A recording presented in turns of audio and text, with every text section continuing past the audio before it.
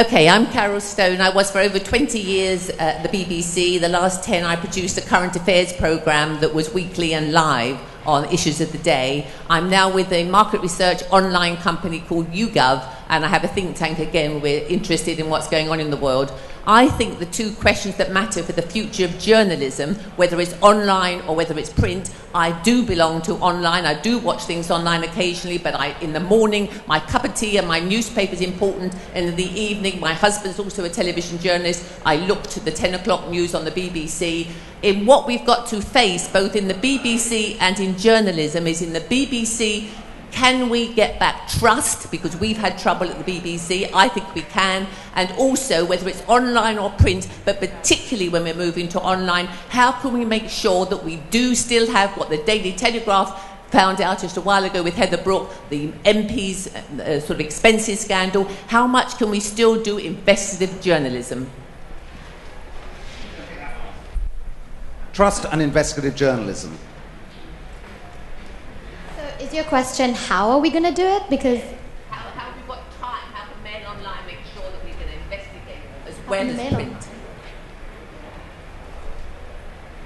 Well, not everyone wants to or can do investigative journalism. It's, there's here, sitting right here, we're all different types. So we've got magazines, we've got apps, we've got newspapers and websites. So everyone's not kind of trying to break that big story like the WikiLeaks scandal. So, I think as magazines, that's what we're invested in. We want to bring complexity and explain it. We want to tell people stories that no one's hearing, stories about kind of bad things happening, but also amazing things happening. And there is going to be a market for that. And obviously, we're all trying to figure out how we're going to monetize that, because kind of print advertising is changing a lot. But the fact is that the appetite is always going to be there. And that's what we're going to do. That's kind of our goal, to bring those complex stories and break them down for people. So I don't know. I think whenever you stand on stage and represent the Daily Mail, invariably someone from the BBC stands up, at which point you get behind a chair and duck. Look, I think... Read the Daily Mail. Excellent. Sorry, Everyone reads the Daily Mail. From the BBC, everyone reads the Daily Mail. Look, I mean, when you get to a certain scale, you actually start to recreate the economics that you have in print, whereby you generate at some point supernormal profits. So Mail Online is along that journey, and it generates very high revenues, and at the moment is reinvesting it in journalism and growth. So it now has offices in New York, in LA, and its biggest single expense is employing more and more journalists. And over time, the ability to invest in investigative journalism will grow. I think the BBC has the same problem as many newspapers, which is it's grown from a cost base and a mode of operation which doesn't translate online. So you have 1,000 journalists sitting in central London. 1,000 journalists. It's just 1,000 journalists. Let's think BuzzFeed, Huffington Post, Mail Online. Okay, we're up to about 300. 1,000 journalists. So you have this cost-based problem that, you have teams of people who run outside broadcast trucks that are being replaced with devices about this big. You're off the point. Well, I don't think I am off the point, because it's how can you create an operation that can super serve its audience and do that in the most efficient way. Now, we know BBC is uniquely funded, but for online players, you have to have super scale to generate significant revenue. And if you're super scale, you can generate enough money to do long-form journalism and to do a more investigative journalism. If you're very niche, you can do that, because the ad CPMs and the audience is more compelled and committed to you. I think the real problem is people in the middle. Yeah. And so, the challenge for newspapers which are along the journey of conversion and a mid-market who don't have super scale, I don't think they will be able to generate the revenues to support the cost base they have, the speed that they can transform. Yeah, I think that's a very good point. I mean, I would say, first of all, I'm going to slightly argue against a point I made earlier, which is the business of breaking news. Newspapers live or die by the scoops that they can get. That is, if you can break a story, that's what we do. There's also I kind of disagree with that, though, because if you talk to the Telegraph about the MP scandal, if you look at some of the big stories that newspapers have broken globally, it doesn't actually make much impact on the circulation. If you go back and look at this, it doesn't actually make much impact. It might have a brand halo impact. Well, brand halo. But it is brand halo. It's about establishing the brand value. I mean, I think that the issue, I think you strike on a good point, which is, the Wall Street Journal occupies a particular position because what we sell is trust. Very, very high levels of trust. If it appears in the Wall Street Journal, there is an extremely high chance, way north of 90%, 99%, that is right. And if we write things, that moves markets. Now, if you have that responsibility, you better damn well be right. I can tell you, it's utterly humiliating. There's an incredibly humiliating process in the Wall Street Journal of getting a correction printed in the newspaper. And that's a mistake you don't make very often because, boy, you don't want that email going around. You're under a huge amount of pressure. But I do think there's an issue there for generalist newspapers or generalist titles because they can completely be disintermediated. Right, too much of us talking. Let's go back to the audience. Questions? Yeah, there's a lady here. Mike will wing its way to you magically.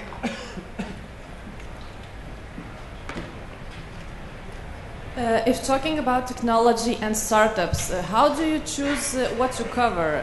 What are your main criteria for the topics? Is it big names, investment, tendencies? How do you choose your stories? Madhu, I'm going to look to you. That's kind of the key question that every journalist asks themselves. How am I picking this story? Why am I writing about this? But at Wired, so for startups in particular, we always cross-reference because I don't think one person can make a decision on how good or bad a startup is or how it's going to do. So we basically talk to as many people around it as we can. So for example, we did a recent issue on Europe's hottest startup capitals. So we picked 10 European cities and we had one person going to each of those cities and trying to find the 10 most exciting startups, which is really hard if you're not from there. So I actually was given the task of Tel Aviv. So I was here in March, and it's so hard because those of you who are from here, there's so many startups. It's like a wealth of. So I basically talked to as many venture capitalists, as many startups themselves about who else they were excited about. People like Yossi Vardi, who's organized this, who've been in the business a long time, and I cross-referenced. So I had like a spreadsheet where I put all the names down and then all the people who mentioned all the different names, and it was like. It's not a science, but I tried to be as kind of fair as I could, and that's how we try and do it. We try and listen or get the pulse of what's going on in the space and hear what other people are talking about. Okay. And then, for those of us who don't have the benefit of doing the research in March and having the article come out in October, the way I do it, does it excite me? Is it interesting? Is it new? Is it innovative? Is it something I haven't heard before? Is it something that's going to change something? Is it going to have an impact? If you're the third largest Groupon clone in Dortmund, then your chances of being written about are zero. I'll give you a great example. Sorry, last time I was here at DLD, this time last year, unbelievable story, a company called Genome Compiler. This is a company based here in Israel that allows you to compile your own, to build your own organism. You can sequence your own DNA, send it off and have someone synthesize this DNA. And the guy who was in charge of it had this lovely line about democratization. Technology is about democratizing. It's about putting into the hands of ordinary people that which previously only elites had access to. And he said, we're putting into everyone's hands creation. And previously that only belonged to one person. There was something very powerful about being in the Middle East and hearing that. Okay, any more questions? Gentleman here. Wait for Mike. I am Danny from Blogs Connections. I want to know about blogs in the industry. How do you see it? Sorry, you want to know about, I missed what you said. Blogs in the industry. How do you see blogs? It? Blogs. Who wants to talk about blogs? No one wants to talk about blogs. James, I'm going to make you talk about blogs. Do you want to talk about blogs? You're going to talk after me, that's good, because I'm not going to say much. I don't really understand the difference between a blog and, TechCrunch is a blog. It's a series of writers who post on the internet stories, and that's kind of what Mail Online is. So I don't understand the delineation. Yeah, I say exactly the same thing. James? one of the differences is you can just set up your own blog, right? So it's another form of individual. You don't need a large organization, large news organization, or even a big brand to start being a blog. You can start right now in this room on your phone, and that's part of the democratization of media and, frankly, journalism. And I think that's very powerful. And some of these blogs grow into big businesses, and some, frankly, don't. Some remain hobbies, and some don't. And I think that's great. It's, again, more voices out there, and people then select what they choose to follow and what they don't. And I think you soon realise as a blogger whether or not what you're writing about is interesting to other people or, frankly, not. Yeah, I completely agree. I think I think the term has lost any meaning. I mean, technically, I sort of write a blog for the Wall Street Journal. Well, what does that actually mean? It doesn't really mean that. I don't think it means very much. Okay, right at the back there, there's a lady, just shot her hand up, right next to you. Yeah. In the age, just to keep on the topic of democratization of journalism, if in the age of this happening, potentially has the ability to seek truth in journalism become easier or more convoluted? The ability to seek truth. Corinne, I'm going to look at you. Well, it is, of course, very much easier to get access to information. When I started after 5 o'clock, I couldn't call anyone anymore in any company, so no information about sales or anything, and now I just look up. So I can sit there in the middle of the night and still be working. So the access to information is very much easier. But on the other side, of course, the amount of information is so big that we also, it takes more time to filter information, to find the right information and the relevant information. So that's... Yeah, I would say, just on that one, I would say, yeah, I mean, if you think about technology, the two biggest stories of recent times were WikiLeaks and Glenn Greenwald and the NSA revelations. 30, 40 years ago, how would Bradley Manning have got that information? He would have had to back a truck up to, where he was and loaded filing cabinets onto this thing. The fact that he could put it all onto, a couple of memory sticks. So I think the answer is yeah. I think it's just become, there's a huge amount more information, and that information is much more permeable. It leaks. I mean, who would have thought that we would be reading the secrets of the NSA, which, gosh, I don't know, 15 years ago, the American government didn't even acknowledge that the NSA actually existed. So I would think I think for journalism, I think it's fantastic. Let's go right to the back. Anyone right? I've done some from the front, but I'm just going to look right to the back. No, none there. Gentleman waving his hand furiously here. Wait for the mic. And then we'll do one more after this one. Thank you. Can you comment on your own personal brand versus the brand of your organization? Very good question. Right, who wants to pick that one up? Your own brand versus the brand of the organization. So we were talking, is this what? Yeah. We were talking about this yesterday, and we kind of argued over it, because Ben was saying there is no such thing as a personal brand. Nobody follows journalists. They only care about the brand of your magazine. And I think it's kind of feeds into each other, but I definitely think the personal brand exists now more than it ever did before. So the fact that I'm here, it's not because I'm me, but because I write for Wired. But at the same time, I can use that to build up the brand of me. So it kind of, and as we were talking about yesterday, there are bloggers who've actually done that. So I mentioned Ed Yong, who's a British science journalist, also Carl Zimmer, who also writes about science. My background is in science, so he writes about that in New York. They've all built up kind of an entire following just for themselves. And they originally had blogs on Discover magazine, and they migrated it over to National Geographic, and their entire traffic moved over with it. So it definitely, it's something that you can leverage, but usually it's with the help of an amazing magazine or newspaper that you write for and learn from. Yeah. It's a heck of a lot easier. There's a reason why on my business card the Wall Street Journal is in very large print, large type, and my name is in very small. I sometimes think if I could probably just rub it out. It's probably not in permanent print either. It's very easy. If you come from the Wall Street Journal, you assume all of the authority that the Wall Street Journal has. That gives you a great position. It also, you can't abuse that position. It is, every journalist clings to this idea that they can establish a personal brand. But look at The Economist. There isn't a single byline in The Economist. So there they have a very great difficulty.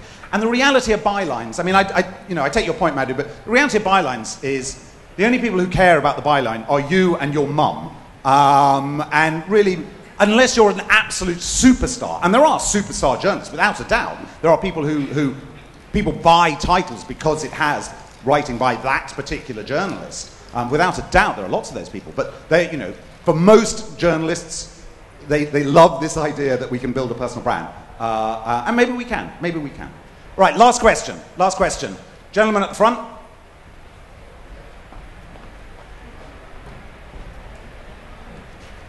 I wonder if the panel can comment on a magazine called The Economist, which seems to be breaking the trend that you're talking about in the last few years, while all other weekly news magazines are going belly up.